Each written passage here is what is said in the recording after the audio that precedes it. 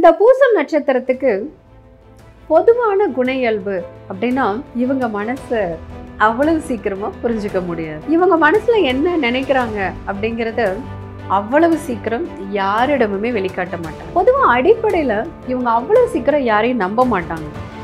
ஆனா நம்புனா உயிரை கொடுத்து பழகுவாங்க. அதனால இவங்க கூட இருக்கிறவங்களே தனிக்காட்டு ராஜாக்கள். சுதந்திரமான மனப்பான்மையும் தனக்கென்று ஒரு சட்ட திட்டங்களோடும் வாழக்கூடியவங்க. இவங்களுடைய அதிகமான உழைப்பு மற்றவர்களுடைய நலனுக்கு போயிட்டு இருக்கும். இவங்க கூட இருக்கிறவங்க எல்லாமே அதனுடைய பலனை அனுபவிப்பாங்க. ஆனா இவங்களுக்கு பாத்தீங்கன்னா தாமதமான பலனை கொடுக்கும். திருமணத்துக்கு வரன் பார்க்கும் பொழுது நிதானமா இருக்கணும். அவசரத்துல திருமணம் செய்தால்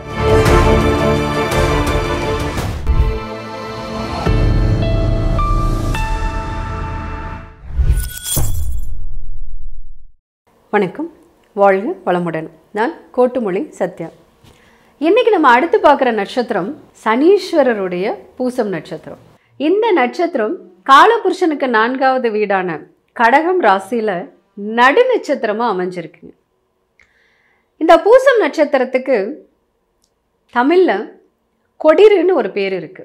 அதாவது யானையினுடைய தாடை அப்படின்னு ஒரு பேர். இந்த நட்சத்திரத்துக்கான அதிதேவதை பிரகஸ்பதி தட்சிணாமூர்த்தி.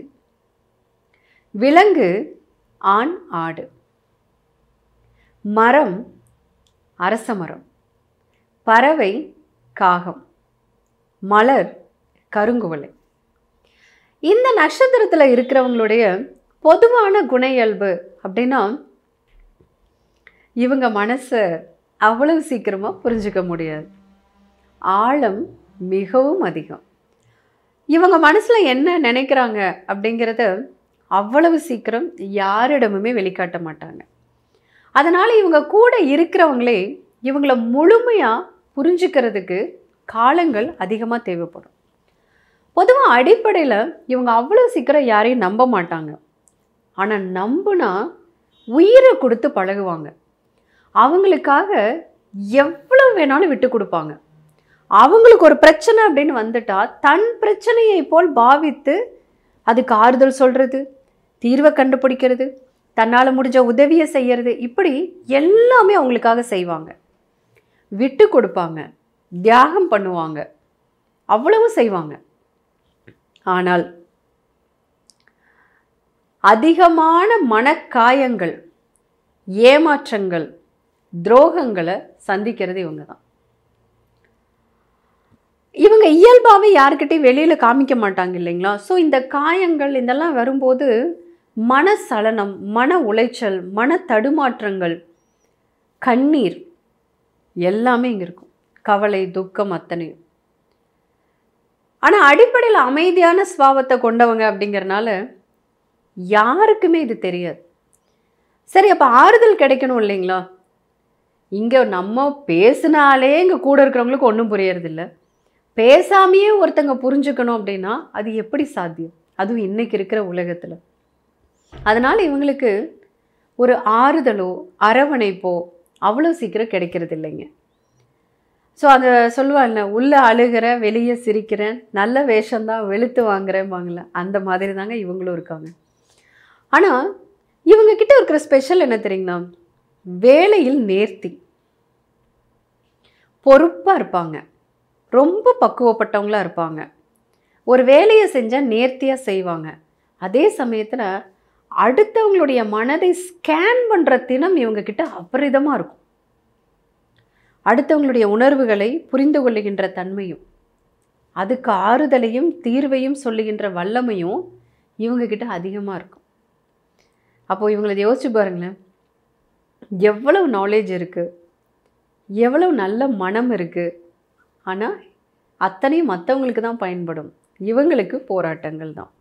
ஸோ மனம் அது செம்மையானால் மந்திரம் தேவையில்லைன்னு சொல்லுவாங்க இல்லையா? மனசை பத்திரமா வச்சுக்கணும்.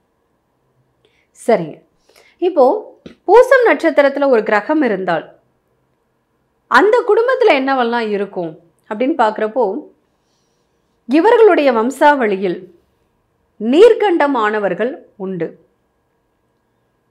மனம் சார்ந்த பிரச்சனைகளோடு வாழ்ந்தவர்கள் உண்டு. தாமதமாக திருமணம், புத்திர தோஷம் இருந்தது, இவர்களுடைய வம்சாவளியில் உண்டு. சொத்துக்களை தியாகம் செய்தவர்கள் இவங்களோட வம்சாவளியில் தன்னுடைய சொத்துக்களை வந்து பார்த்திங்கன்னா, சிலர் வந்து பார்த்திங்கன்னா இந்த கோவிலுக்கு எழுதி கொடுக்கறது, சிலர் வந்து மயானத்துக்கு எழுதி கொடுப்பாங்க, மயானம் அமைக்கிறதுக்கு அப்படின்னு சொல்லிட்டு ஊருக்குனுடைய பொது காரியங்களுக்காக கொடுப்பாங்க இல்லையா.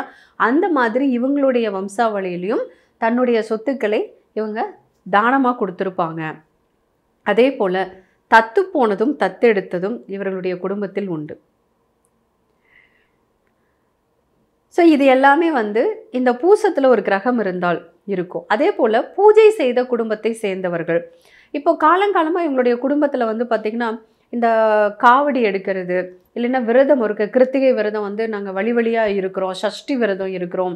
ஸோ அந்த மாதிரி வந்து பார்த்திங்கன்னா விரதம் இருக்கிறது, இந்த மாதிரி ஏதாவது ஒரு ஆன்மீக ரீதியான ஒரு விஷயத்தை வந்து தொடர்ந்து செய்யக்கூடியவர்கள் இவங்களுடைய வம்சாவளியில் இந்த பழக்கம் ஒன்று இருக்கும்.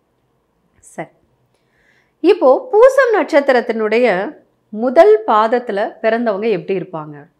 இந்த முதல் பாதம் அப்படின்னு எடுத்துட்டிங்கன்னா இவங்களுக்கு தனிக்காட்டு ராஜாக்கள், சுதந்திரமான மனப்பான்மையும் தனக்கென்று ஒரு சட்டத்திட்டங்களோடும் வாழக்கூடியவங்க.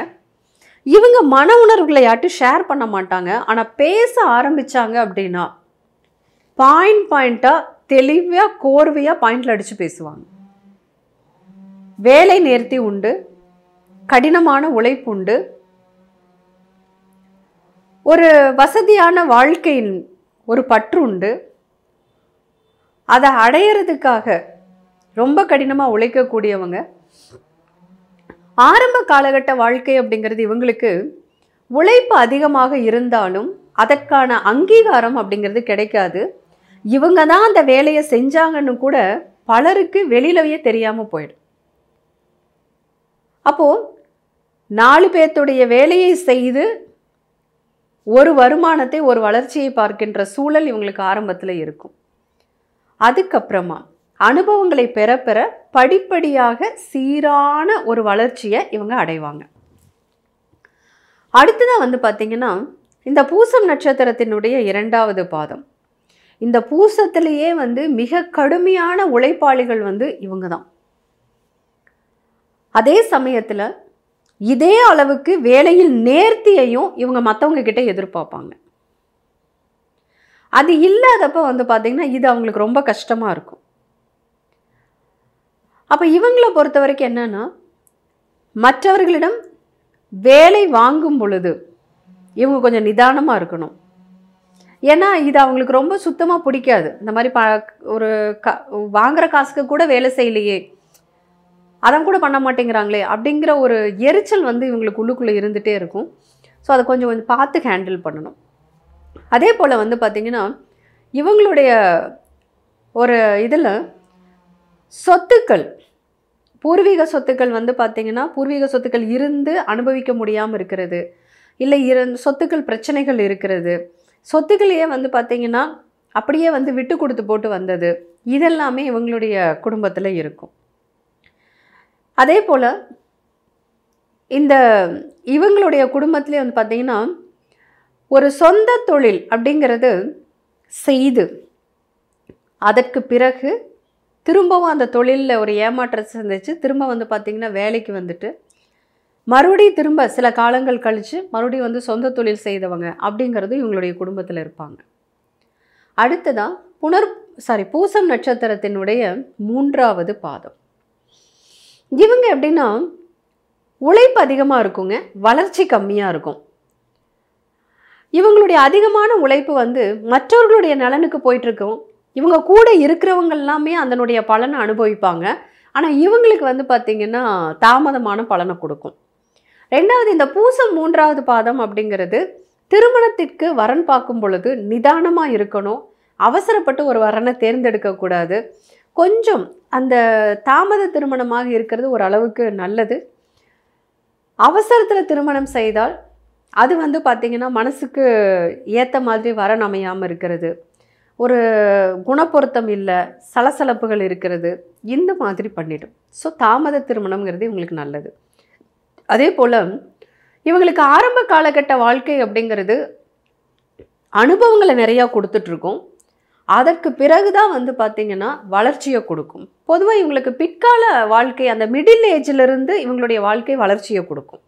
அப்போது தன் வாழ்க்கையில் கிடைக்கிற அனுபவங்கள் தான் இவங்களுக்கு மிகப்பெரிய வருமானம், அதுதான் முதலீடு. ஸோ அதை கொஞ்சம் நல்லாவே கற்றுக்கணும். அடுத்து வந்து பார்த்திங்கன்னா இந்த பூசம் நட்சத்திரம் 3வது பாதத்தில் பிறந்தவங்களுடைய இவங்களோட இதில் வந்து குடும்பத்தில் காணாமல் போனவர்கள் அப்படின்னு இருப்பாங்க, துர்மரணமாக இருந்தவர்கள், பூஜைகள் மந்திரங்கள் இதையெல்லாம் செய்யக்கூடியவங்க இவங்களுடைய ஃபேமிலியில் வந்து இருப்பாங்க. இதில் வந்து பார்த்திங்கன்னா இந்த தலை காயப்பட்டவங்க, இந்த மண்டை உடையிறது, நாய்க்கடி வாங்கினது, அந்த மாதிரி இருக்கிறவங்க வந்து பார்த்திங்கன்னா இந்த 3வது பாதத்தில் பிறந்தவங்களுடைய குடும்பத்தில் இந்த விஷயங்கள் இருக்கும். இந்த எக்ஸ்பயரான மாத்திரைகளை வந்து மாத்திரை மருந்தெல்லாம் வந்துட்டு தெரியாமல் சாப்பிட்டுட்டு அதனால் சில அவஸ்தைப்பட்டது அப்படிங்கிறது இவங்களுடைய ஃபேமிலியில் இருக்கும். அடுத்தது வந்து இந்த பூசம் நட்சத்திரத்தினுடைய 4வது பாதம் இருக்கிறதுலையே மிக மிக ஆழமானவர்கள் இவங்க தான். இவங்க என்ன நினைக்கிறாங்க, என்ன யோசிக்கிறாங்க, சந்தோஷமாக இருக்காங்களா, இல்லை ஏதாவது ரொம்ப யோசிக்கிறாங்களா, கவலையாக இருக்காங்களா, துக்கமாக இருக்கிறாங்களா, இல்லை அமைதியாக இருக்கிறாங்களா, ஒன்றையும் தெரிஞ்சுக்க முடியாது. இவங்க ஷேர் பண்ணவே மாட்டாங்க. அப்போ இதனால் என்ன ஆகுது அப்படின்னு பார்த்தீங்கன்னா தனக்குள்ளேயே யோசித்து தனக்குள்ளேயே வருத்தப்பட்டுக்கிட்டு அது இவங்களுக்கு மனசலனங்களையும் கவனச்சிதறலையும் மனம் சார்ந்த தொந்தரவுகளையும் அதனால் ஸ்கின் ப்ராப்ளத்தையும் வந்து கொடுத்துரும். ஸோ அதனால் வந்து பார்த்திங்கன்னா மனதை நிதானமாக திடமாக தெளிவாக வைத்துக்கொள்ள வேண்டியது இவங்களுக்கு மிக மிக அவசியமான ஒன்று.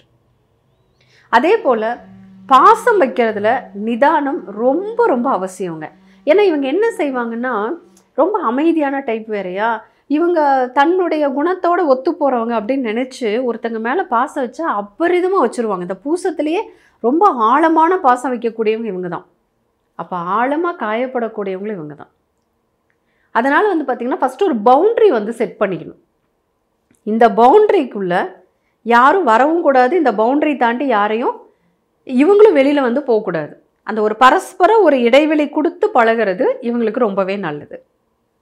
சரிங்க, இப்போ இந்த பூசம் நட்சத்திரத்தில் இருக்கிறவங்களுக்கு என்னென்ன பரிகாரங்கள் அப்படின்னு வந்து என்னென்ன பண்ணலாம் அப்படின்னா இவங்களுக்கு வந்து சோமஸ்கந்தர் வழிபாடு பண்ணுறது, பிரதோஷ பூஜையில் தன்னால் முடிந்த உடல் உழைப்பை கொடுக்கறது, நீராபிஷேகம் சிவனுக்கு பண்ணுறது. அதே மாதிரி வந்து பார்த்திங்கன்னா இந்த ஒவ்வொரு பிரதோஷத்தப்போவுமே கோவிலில் போய் அந்த பிரதோஷ காலத்தில் அந்த கோவிலில் போயிட்டு சிவனினுடைய மந்திரங்கள் இந்த மாதிரி உடல் உழைப்பை கொடுக்கறது, அங்கே பணிவிடை பண்ணி கொடுக்கறது, அது முடிஞ்சதுக்கப்புறம் கோவிலில் வந்து மினிமம் ஒரு அந்த பூஜை முடிக்கிற வரைக்கும் இருக்கிறது அப்படிங்கிறதே இவங்களுக்கு ரொம்ப அபரிதமான பலன்களை கொடுக்கும். சிவவாத்திய ஒலிகள் இது எல்லாம் வந்து பார்த்திங்கன்னா இவங்கள மனதை வந்து ரொம்ப அமைதிப்படுத்தக்கூடிய ஒன்று. அதே மாதிரி ஆரா ஹீலிங் கண்டிப்பாக பண்ணிக்கணும். தியானம், யோகாசனம், பிராணாயாம பயிற்சிகள் இந்த மாதிரி ஏதாவது ஒரு விஷயத்தை வந்து இவங்க பழகிக்கிறது நல்லது. இல்லை அப்படின்னா வந்து பார்த்திங்கன்னா பகவத்தையா அப்படின்னு சொல்லிட்டு நீங்கள் இந்த கூகுளில் சர்ச் பண்ணிங்கன்னா இருப்பாங்க. பகவத்தையாவினுடைய அந்த வழிமுறைகளை ஃபாலோ பண்ணுறது, அதை கற்றுக்கிறது. ஏன்னா அது வந்து பார்த்திங்கன்னா மனம் எவ்வளவு சலனமாக இருந்தாலும் எப்படி அதையோட நம்ம சரி செய்து வாழ்கிறது அப்படிங்கிறத பல விதங்களில் சொல்லியிருப்பாங்க. மனசை எப்படி ஹேண்டில் பண்ணுறது, மனம் பற்றின புரிதல் அவ்வளோ இருக்கும். ஸோ அதை கூட நீங்கள் வந்து லேர்ன் பண்ணலாம். இதுவும் வந்து திடமாக தெளிவாக இயங்க வைக்கும். மீண்டும் ஒரு நல்ல பதிவில் சந்திக்கிறேன். நன்றி, வணக்கம்.